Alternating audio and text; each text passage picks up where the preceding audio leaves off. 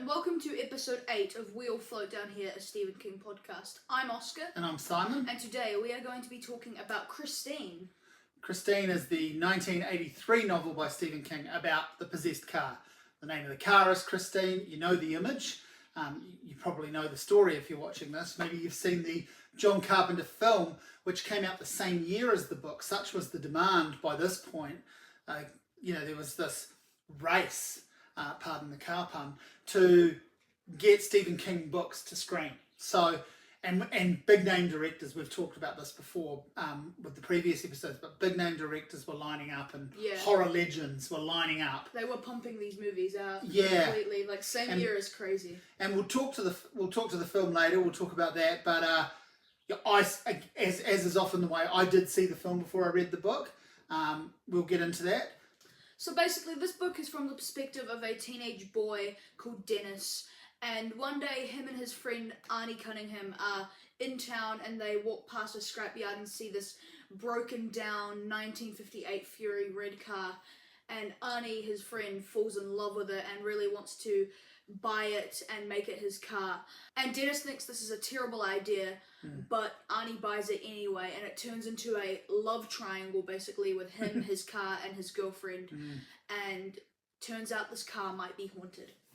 The book was written in 1983, as we said, but it's set in the late 70s, which is an interesting move, just setting the book a few years, before the time he was writing it. And I think what King was trying to do there is tap into the nostalgia around the 50s that had been so big in the 70s. It was still happening in the early 80s, and some of this stuff is material you won't know as much about, Oscar, but the TV show Happy Days was made in the late 70s.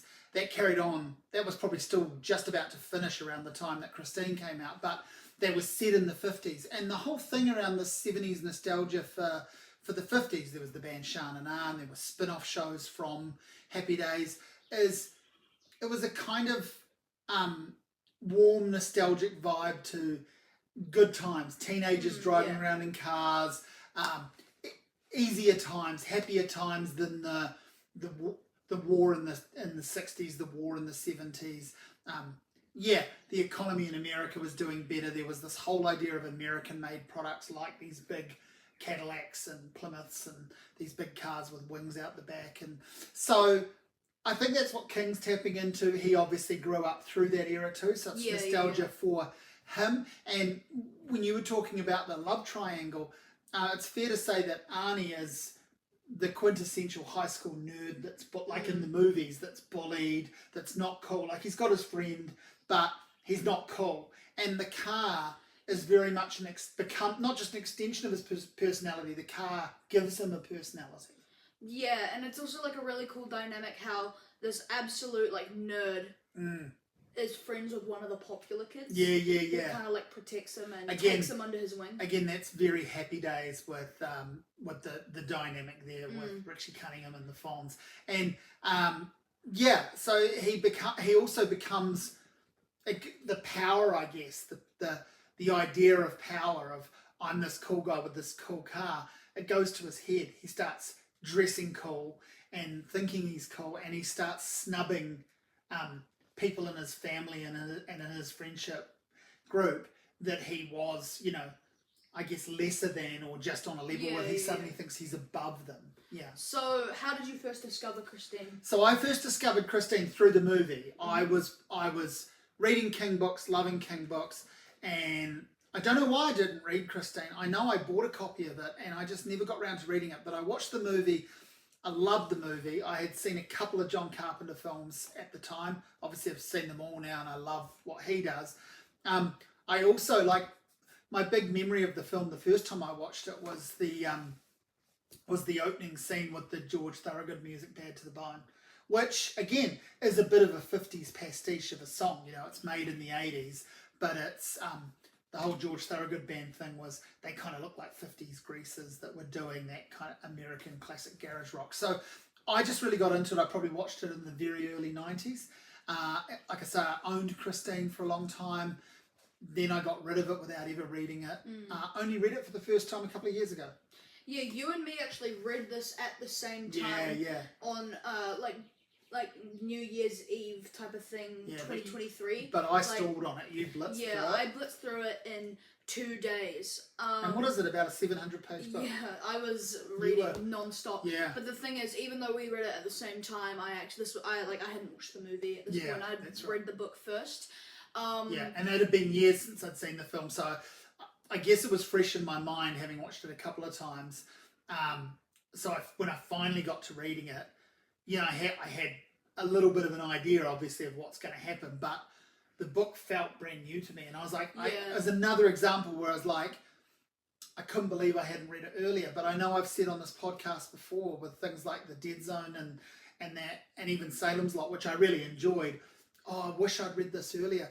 Actually, with Christine, it didn't matter. I just loved finally getting to read it. Yeah, and I started this book on, I think, New Year's Eve, and finished it on New Year's Day. So you read this just cool. Non-stop.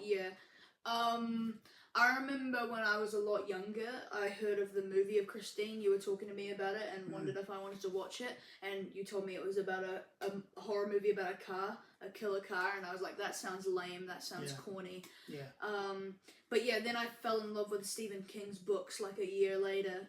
And, I just decided, I'd read this. And also, because I didn't know what else to read by Stephen King. And also, it was basically the longest, it was the first really long Stephen King book I read. And I think this is definitely the longest one we've talked about yet. Oh, wait, no, Stand. Yeah, apart from The Stand, this from The Stand, this is the longest. Yeah, it's not considered one of his epics. Yeah. Like The Stand and It and Under the Dome. It's not one of the big epics, but it is a big, big book. And the thing is, it flies by. Mostly. We should get into our review. I just want to say one of my positives is that it flies by. It doesn't feel like 700 pages. Mostly. I do think it could have been a bit shorter, exactly. Maybe 100 pages. So we're missing a crucial element here, though. Christine is I referenced it at the very top, but Christine is a haunted or possessed car. And Christine becomes almost like an actual entity. Yeah. And she is there to protect Arnie, basically, at the risk and expense of other people. And the book, I think the reputation of the book is pretty solid, but I also think a few people over the years have, maybe this is one of the first ones where in Stephen King lore people started to go, oh, this is just getting a bit silly. You've got a haunted car, what's next? A haunted school bag, what's next? A haunted letterbox where you put your, people started talking about that and it became ripe for parody. But I reckon the book has mostly aged really, really well. It is really fun. Yeah. And just enjoyable and happy. And one of the things about your point about it mostly flies by is, yes, all of that great Stephen King backstory of characters, motivations, what they're like, their internal monologues, but a lot of family drama. Yeah. Just when you're reading it, you feel like you're watching a scripted TV show, in the pages of this, and it's amazing writing. I really like the trope that Stephen King most notably does in Shawshank Redemption, where it's and lots of other people do it, but in Stephen King, I feel like he might be the genius of it, where the book is set from the perspective of someone who's talking about someone else. Yeah, they're sharing someone else's story. And I really like it. And the thing that's really cool though is that even though this is 100% Arnie Cunningham's story, you also have that appreciation for Dennis. Yeah. And you really the enjoy secondary his character is the narrator, not the lead character. Yeah. Yeah, and you really you don't hear too much about his backstory, but he drops kind of subtle hints about it, and you're like, oh yeah, that's really interesting, and you genuinely care, even though it's not his story. Yeah. He was only a witness of it. Yeah. And spoiler alert, he destroys the car in the end, but this isn't his story. Just like how in Shawshank Redemption, it's Red talking about Andy. Yeah. And I love that trope. And even though I love Dennis, as I was saying, Arnie Cunningham is one of my favourite Stephen King characters of all time. It's just amazing. And one of my wild Stephen King hot takes is that I enjoy the arc of Arnie Cunningham turning into a psychopath as much, if not more, than the arc of Jack Torrance Wow. turning into Yeah, a psychopath interesting. from The Shining. Interesting. So yeah, this car kind of drives Arnie Cunningham mad. Yeah. Like, he goes insane, he goes bonkers. And it's kind of funny in a way, like, And it's it sort of freezes- comical. It's comical. It freezes out the girlfriend, Like it locks her in the car at one point and like kind of suffocates her basically. Yeah, and, you know, that's a really great scene. Yeah, They get like yeah. a hamburger from McDonald's, and they go into like a drive car park movie, also kind of that Drive-through, 50s yeah. nostalgia. Yep. I'm assuming, Yeah, totally. And she starts eating the hamburger, and he goes outside, and then the car doors lock from the inside, and he can't get in, but she's sitting there choking on the hamburger, and then it's only this random stranger that saves her. That's and right, then yeah. That's kind of what turns his girlfriend Against against the the car. car and Yeah. almost kind of him as well. That's right. The idea of the car and how it's basically poisoning him against her because it's created this hyper extended personality. And also, Arnie Cunningham starts dating like one of the most popular girls in school, and I do like that trope, as I was saying, like how he has one of the most popular friends and one of the most popular girlfriends in the school, Yeah, and I yeah. like that trope. And yeah, Yes, it's a classic. The nerd made good or made cool, but then he goes from being made good and cool to kind of being made evil. yeah. Yeah, like that. It's so there's this theme there It's around got hints of Carrie. totally, and there's this theme there around like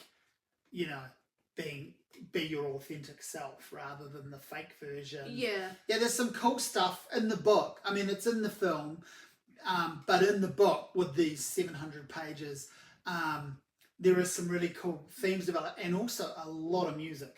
Yeah. A lot of Every references. single chapter Yeah. has like a quote from a song. Yeah, like the It'll be like the Bob Dylan, Beatles, the Beach Boys type stuff. yeah, like that. yeah. Like so the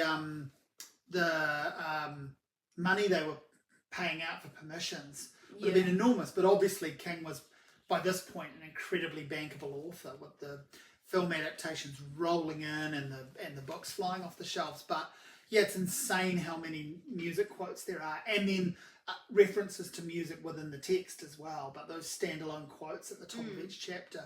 So yeah, it really works hard to bake in this retro vibe, and it really lives in there. It's it's so baked through the whole thing. Yeah, and the thing is that even though it's really nostalgic to a time that was old, even when this book was first released, it still ages really well. Yeah. It still makes sense. We forgot to go over editions, so I just want to quickly mention them. Randomly, I have this kind of like just random paperback that's fine. I have 3 copies, which might be the most I've had so far to show. I haven't read this one. It's fine. I don't mind it. It was the first copy I got. This one, it's one of the rainbow collectibles that I keep showing, a hardback, so it's an ultra collectible, but it looks terrible. Yeah, the front cover is really disgusting. It's disgusting.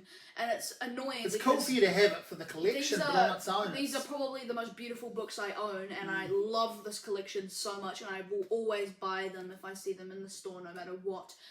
But, like, they could have done so much better. Also, like, they could have made the car red. They could have made the background white, not this, like, yellow. And, yeah, it's just bad. And then I'd have this one that I really do like, which is a rainbow re-edition. That's really nice. And it's the one I've read twice. Because I reread this for the podcast as well. So I've read this twice with this copy. So twice within the span of about a couple of years, Yeah.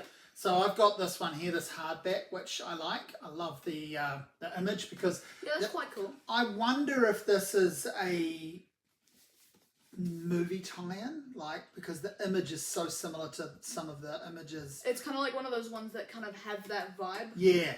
But it isn't quite. And then you like this one, which I just bought this off Trade Me. I haven't read this. I read this edition. And then this is the first of my ultra stupid... obsession, where I have a copy of Christine. I mean, it just looks like another copy of Christine, but this is a German language edition, and I cannot speak German. I have not a whole lot of Stephen King foreign language editions, but I have a few. You'll see you have way too many. I have too many for someone who can't speak the languages that they're in. I've got a I mean, Dutch it's a one. cool- I've got a it's- few German, and I've got a couple of French ones. I mean, it's a cool cover. It's so. a cool cover. I'm not spending loads and loads of money on them, so it's not like I'm going around going, I've got to have that $50 book that I'll never read. Yeah. But I think, yeah, I like the cover, and it's like they go well together, and yeah, they've all got the car motif. So yeah, those are my 3 editions of the book. This is the one I read. I really enjoyed reading the book, but I've hinted at this a couple of times. Well, I keep saying mostly. It does dip a little bit in the middle. Now it does the perspective shift too. It goes from, we should talk about that. So like the first part is, I'm trying to think if this is the first novel that we've talked about where Stephen King does first person. Yeah. I'm not gonna double down on that because I could be wrong, but I'm 95% sure that he doesn't do first person in any book apart from this up until this point. Yeah. For part 1, it's from Dennis's perspective, but then for part 2, it shifts into Arnie Cunningham's third person perspective, and then the last part goes back to Dennis's first person perspective. Yeah. It's really weird, but somehow it works. Like, it doesn't really matter. I think it's just that thing. Like for me, I just think King was so popular by this point that I don't think an editor was going to stand up to him and go, hey Steve, you need to prune this by 200 pages or 100 pages. I think it works. It It adds a little does. bit of quirkiness to it. It does, but way. I think there's no way you would read this in today. Well, we both have read it recently. There's no way you'd read this in today's climate and go, that deserves all 700 of its pages. Yeah, probably Come on. not. So I reckon, if it was written today, it would have 100 to 200 pages out, out of the middle, pulled out of it. No, the middle's the best part. Yeah, but it is, but it's long. It's the last like 200 pages that could have had like 100 pages trimmed off it. Okay. That part where Arnie Cunningham's getting like kind of, that like, because Christine, this part's really good. Christine, gets possessed and takes over itself and runs over a bunch of bullies that bullied Arnie, and runs them over. And, so people are thinking Arnie did that, and he's getting, pressed by the cops about it, and, and trying to get lawyers and stuff. And it just goes on for too long, even though it's a cool concept. It goes on, it drags that. Yeah. I feel like that is where it could have been like edited and condensed down. Maybe that's King doing his thing, which he's since got into more, like the whole, like he loved, because this happens a bit in the Dead Zone. He loves the whole detective thing. I don't think it really works for the story that way. No, but he's gone on to actually do crime novels, a few, and short stories, loads of stories with this like true crime, not true crime, this fictional detective stuff, like noir and that sort of thing. And I wonder if it's him just trying to feed a bit of that into this. But what it does do well is, you said it's pretty comical, which it is, but it also treats this totally comical scenario just seriously enough. And so there's actually... it's not a comedy. You're not going, this is absolute farce. You're actually suspending your disbelief enough to go, I want to see what happens. It's quite tense. Yeah, it's really cool. It's quite tense, and as you said, it really mostly just rips along and you're riveted. You're like... I personally do believe the second, like the middle portion, part 2, is my favourite part of the book. Yeah. Do you disagree? I liked it, but I think it starts really well as well. I think you can't deny that it kicks off. In my opinion, the Arnie Cunningham section has all the best parts. It's got that hamburger thing. Yeah. And it also has by far my favourite scene. I'm not sure if you'll agree with this. By far my favourite scene in the movie is when... So earlier in the book, Arnie gets these kids kicked out of school for like threatening him with a knife. Yeah. So they go into this public car park where he's holding Christine, and they like absolutely smash it to bits. Baseball and they even bat the car, baseball bat the car, rip the engine out, and they even take a crap on the windscreen, and they just absolutely destroy it. Yeah. And then Arnie finds it, and he just has a meltdown in front of his girlfriend, and that's like when she leaves. Yeah. And then in the movie, Christine rebuilds itself. Yes. Yeah. Or herself, as they would say. Yeah. Does that happen in the book? I literally can't remember. Yeah, I'm pretty sure it does. I think it does. I'm pretty sure it does. I don't know why I forgot. I literally read it recently. Yeah. That's by far my favourite scene in the book. The start's also really good. It just jumps right into it. I want to do one of those things where I read the first line.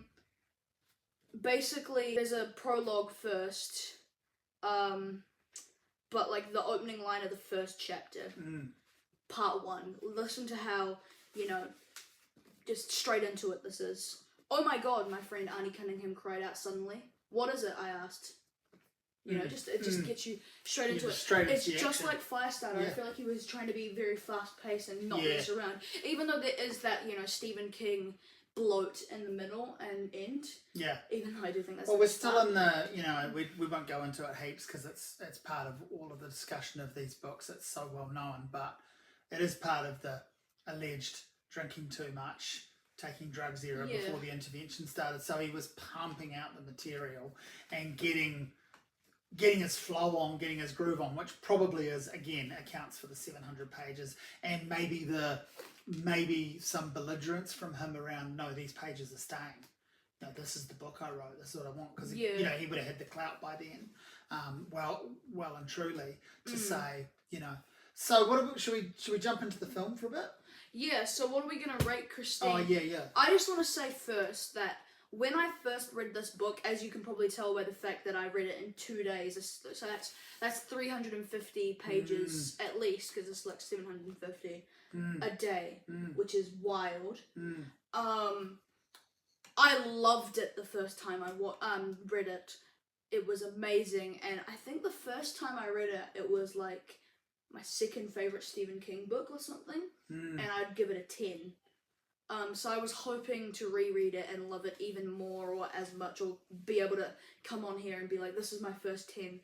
But sadly, I kind of realised that dip in the last quarter, that could have just shaved off 100 pages. And sadly, even though I still absolutely loved it, I'm going to have to give it a 9 out of 10, which is an amazing score. I love this book. Yeah. But I was expecting a 10, a perfect rating, because of how fun it is.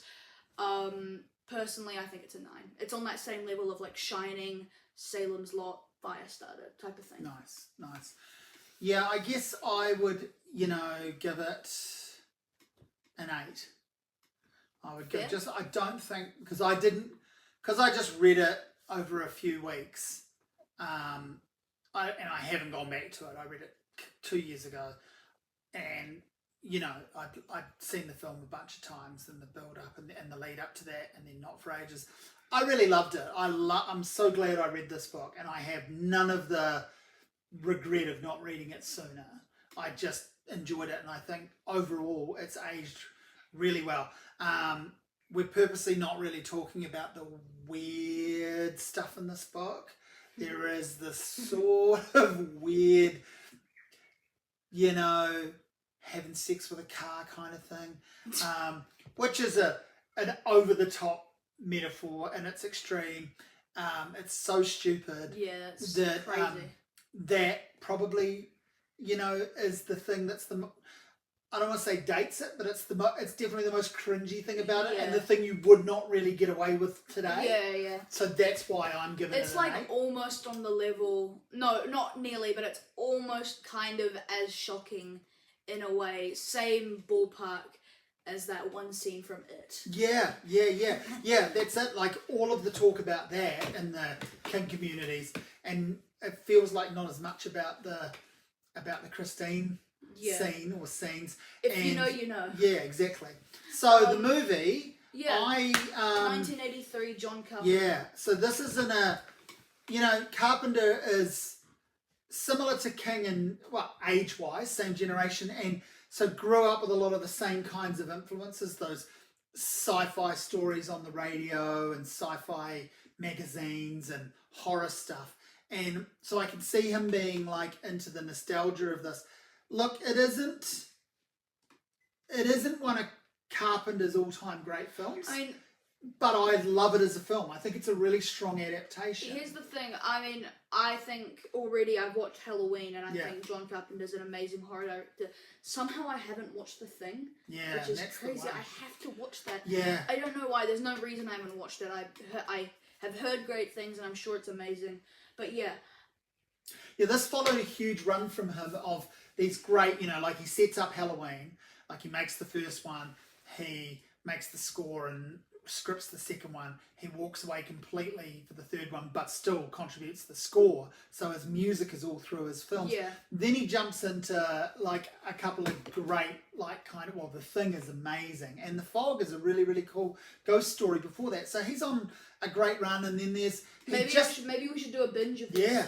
that's so good. Discography. Filmography. Yeah, because. And then you've got like Escape from New York, which is a lot of fun, and that's him starting to move towards the sci-fi action thing. And Christine's sort of a bit of a weird anomaly in a way for him, but I get why he signed up for it. I get why he did it, or why he was signed up for it. I understand why the diehard John Carpenter fans wouldn't rate it high in their lists. But I personally love it, and I think it's a really, really good adaptation. Yeah, totally. Like, I don't think it really could have gone better. And it doesn't ruin the book. It complements the book. Like, sets it, it's pretty faithful.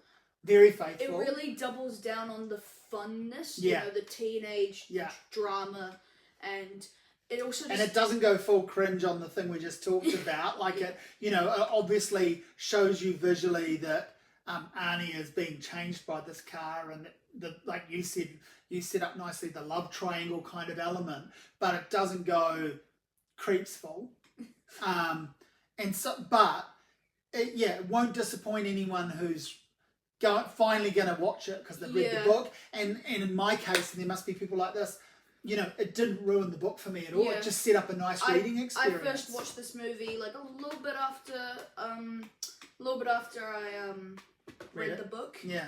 And I thought it was a great adaptation. The car driving itself, and the actual action of that, it killing people, it looks really cool. Yeah, it's a 40-year-old film now, and it still looks really cool, I reckon. So visually, it's beautiful. I think, especially towards the end. You know, car driving along in flames, that sort of stuff is really cool. Obviously, the stunt driver being, you know, with the screen being blacked out. The way they set those things up looks very cool. Beautiful score as always, you know, that complements it nicely. No one's a terrible actor in it. No one's hitting it out of the park and doing an amazing performance, but he's a faithful, solid... I know, I think Arnie Cunningham's, whoever that actor is, his performance is great. Oh, yeah. There's some good performances, but you know what I'm saying. Like, there's no, Jack Nicholson in The Shining. There's none of that. Or whoever the mum's name is in Cujo. Yeah. There's none of that sort of stuff. It's just solid. Harry Dean Stanton's cool to see in it, of course, as the kind of gumshoe detective guy. But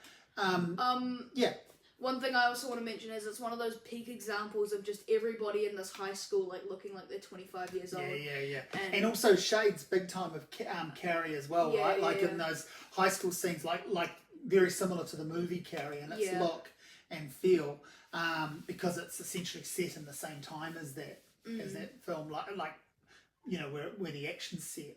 You know, like in the late 70s. Yeah, good movie. I've watched it too many times now to absolutely love it. So having watched it a couple of times in the last couple of years, and having seen it, I don't know, 3 or 4 or 5 times before that. Wow. I'm going to give it a solid 7. It's a fun film. It's not bad at all, but I can't love it because, it's second tier Carpenter as well. I've got to include that because he's such a named director. You can't just go. But like we said at the top of the film discussion, really strong adaptation. Yeah, it really is, and I'd be very keen to go on that John Carpenter binge. I'm personally probably going to give it a higher rating than you because I feel like it's newer to you. Yeah, it's newer to me, and it does a really, really good job at adapting the book that I love. I'm going to give it an 8 out of 10. So, nice. You know, you gave the book an 8, and in the movie the 7. I'm giving the book a 9, and in the movie the 8. So that's that's consistent. Yeah.